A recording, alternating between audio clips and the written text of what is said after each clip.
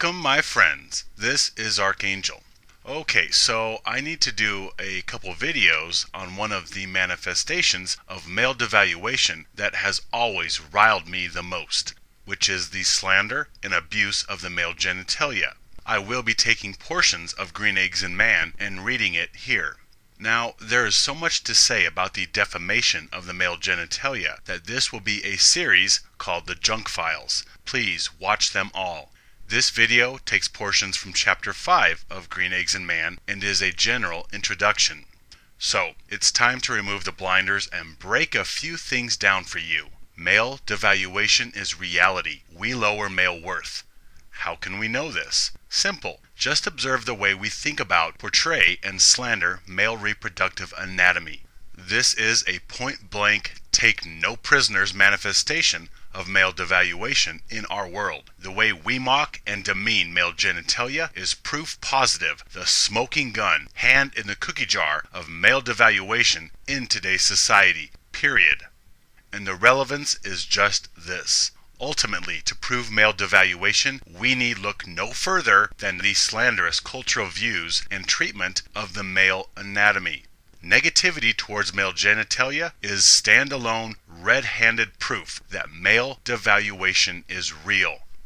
How? Well, quite simply, it boils down to this. Society's dislike and disapproval of the male sex gets projected and dumped onto the male genitalia. Now, since there is a hatred of males, and since male genitalia is what fundamentally differentiates males from females, logically it follows that the male anatomy ultimately gets impugned and devalued unceasingly by greater society. You see, the male genitalia is like a flag, a symbol, the ultimate representation of all things male. Society has brainwashed people into seeing the male genitalia as a visually unpleasant deformity of the human body, which causes us extreme discomfort and nausea. People's aversion to and mockery of the male sexual organs is a direct result of people's bigoted views against the male sex. Point blank. Yeah, that's kind of an important point. If you dislike someone, you strike or slander the very core of what makes them who they are, what defines them, and what, at the most basal physical level, makes a male male and not female? Why, their genitalia, of course. So, if you detest or loathe males, you manifest that hate onto their anatomy. ABC, not hard to understand. Don't fool yourself. The male sexual organs are viewed with repulsion by the greater populace, which is why people see them as ugly and disgusting and unsightly.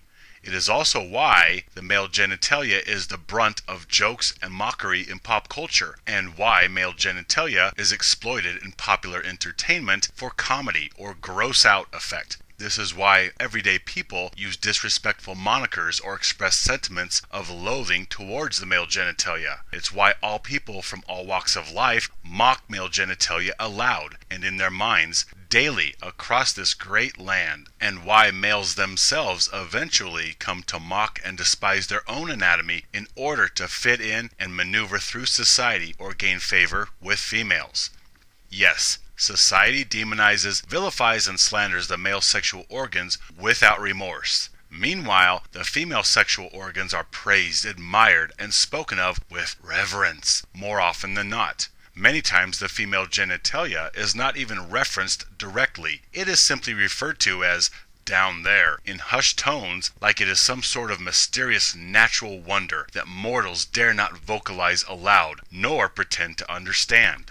Moreover, it seems everybody on this green earth considers the female anatomy superstars, which are breasts, to be the best thing since ice cream, Pez dispensers, and sliced bread combined. In other words, breasts are the ultimate representation of human sensuality and sexuality. Being milkshake makers for infants is secondary in importance.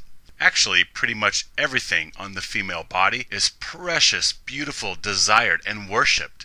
Oh yeah, cultural praise for the female body is that ubiquitous. Yet back out in pop culture, the naked male is a common point of comedy and or nausea with the greater populace. People dislike and mock male nakedness. Why? Well, what differentiates a naked man from a clothed man? His genitals are showing. Male nakedness is loathed by society, and in particular by women, who theoretically should be the very individuals attracted to the exposed male parts, assuming heterosexuality on the part of the female. People do not like the male sexual organs, and sadly, even ironically, the list of conspirators includes males themselves. You don't believe me? Okay, well, ask yourself why people, especially males themselves, mock or revile males wearing tight, revealing, or skimpy anything. Why do we mock males in short running shorts or tights? Because people do not want to see the bulge or outline of the male genitalia and thus be reminded of the negative issues they harbor towards the male anatomy. That is the long and short of the truth. Nobody wants to be exposed to male genitalia or see its outline beneath clothing, and it's all because we loathe males and manifest this hatred onto their junk. But hey, I bet you think I am totally off base here. Then tell me why it is socially acceptable from an aesthetic point of view for females to wear tight, skimpy swimwear, for example, but disgusting and wrong for males to do the same. Yeah, if you get serious for a second, you'll realize what I observe to be accurate. The slander of male anatomy is not a random occurrence, or simply a once-in-a-while incident. It is a constant. Everybody in some way, somewhere, has witnessed the slandering of the male anatomy. This archetypal belief gains constant support from average, everyday encounters, much like witnessing the jeering and mockery of guys who wear tights, such as for ballet or figure skating. Our dislike of the male anatomy becomes manifest by people making jabs at guys who wear Speedos to the beach, or smearing the guy who wears biker shorts or skimpy running shorts to the gym. And all this mockery demonstrates contempt for the male body being displayed in such a stark and revealing fashion. Who hasn't heard jokes about guys in a Speedo, or a thong, or skinny jeans, or anything that is deemed too tight for males to wear? So why all the jokes? What's the big deal? Are guys' figures not attractive enough to be displayed in an equal fashion or manner as females' bodies? We observe that girls are more than free to wear skin-tight anything to the gym or beach or wherever. What, are guys not worthy of the same considerations and equality? Well, according to society, no, no, and hell no. Guys have ugly, disgusting junk, and nobody wants the stomach upset which accompanies exposure to dude anatomy silhouetted beneath tight clothes. It's palatable to see a chick's nipple outlined beneath swimwear or sports tops, even shirts or sweaters, but we can't tolerate even the slightest hint of a guy's package showing through his clothes. I mean, come on, are you kidding me? Oh, no. And furthermore, it's even common to see females' vulva outlined beneath swimwear or workout gear, aka the camel toe, but have the mere suggestion of testicles outlined beneath clothes, and suddenly it's time to call out the National Guard. Well, so long as they are wearing baggy fatigues. Because of our gynocentric culture, nearly every single person, whether they understand it or realize it or not, has issues of loathing towards the male genitalia.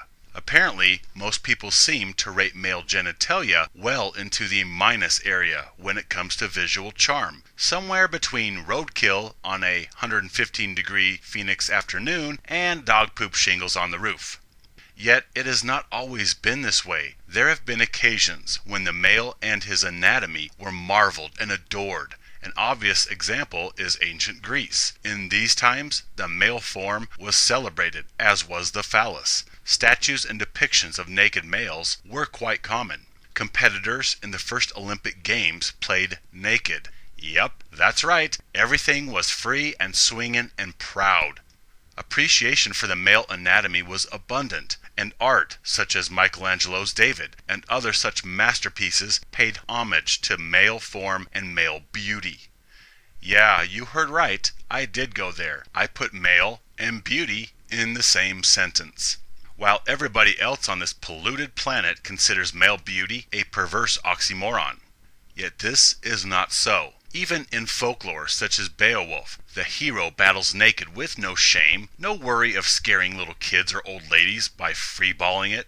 In other times, other places, there wasn't the epidemic disapproval for the male anatomy that we see so rampant today. There were times in cultures that celebrated the male anatomy and figure as wondrous and even sublime, much the way we worship the female anatomy and form today. But look around. Males share nothing of any such former appreciation. In fact, their anatomy and worth is demeaned and belittled to an all-time low. It's just, wow, it boggles the mind. But hold the phone, folks. Now male parts are synonymously referred to as junk. Within the last few years, this term junk, which by definition denotes worthless items, worthless things. This term has become a universal moniker for describing male anatomy, male genitalia. Most people may not know the proper procedure for turning left onto a one-way street, but everybody, even kids, know what a guy's junk is. The endless amounts of contempt I have heard females direct at male genitalia is astounding, and it ranges anywhere from expressions of slight unattractiveness to absolute revulsion, with generous helpings of every degree of disgust in between. It seems most females from all walks of life find the male sexual organs silly and pitiable, like an unfortunate deformity. Oh, you were born with that thing? You poor pathetic chump. So the chain of custody goes like this. 1. We devalue males. 2. We devalue male anatomy. And 3. There is no shortage of reasons we justify this devaluation. A very common response to this devaluation is that man junk is unattractive. Guy stuff is disgusting to look at. But let's break down the male genitalia. What actually is so disgusting about it?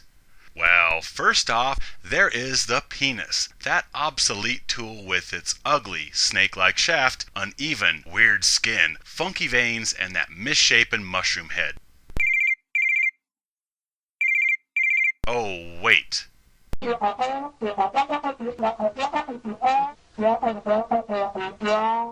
I just got a call from the mayor of Mushroom Town, and they are offended at being likened to the gland's penis. Oops, sorry guys.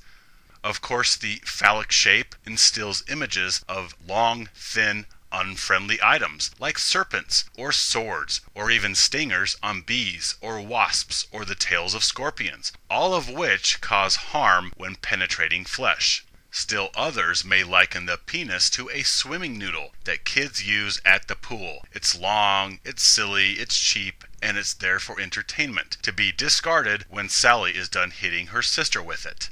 Oh, there is no shortage of unpleasant, even goofy images people use to liken the penis to. One female told me that she could have her 2-year-old fashion a more attractive body part in 30 seconds out of Play-Doh. Oh, but that ugly lead singer is not the only member of the band known as Man Junk. There are a couple of items that attract even more aesthetic scorn than that goofy-looking sausage. Yes, really. Of particular revulsion to greater society is the boys, aka the scrotum and testicles. These villains draw much of the disgust associated with the moniker male genitalia.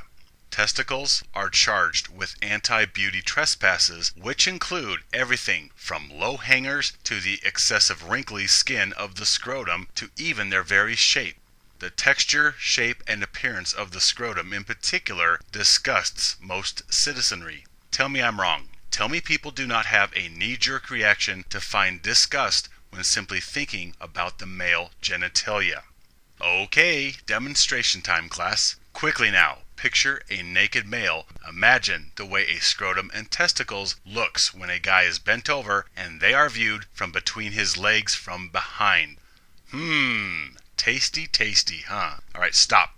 Okay, see that? Just now, the image brought up in your head about a naked man bent over with an exaggerated pair of hairy nads just dangling. You probably cringed. You probably made a sour face and pretended to gag. This is quite accurately how most people view male beauty and genitalia in the quiet recesses of their own minds. as disgusting.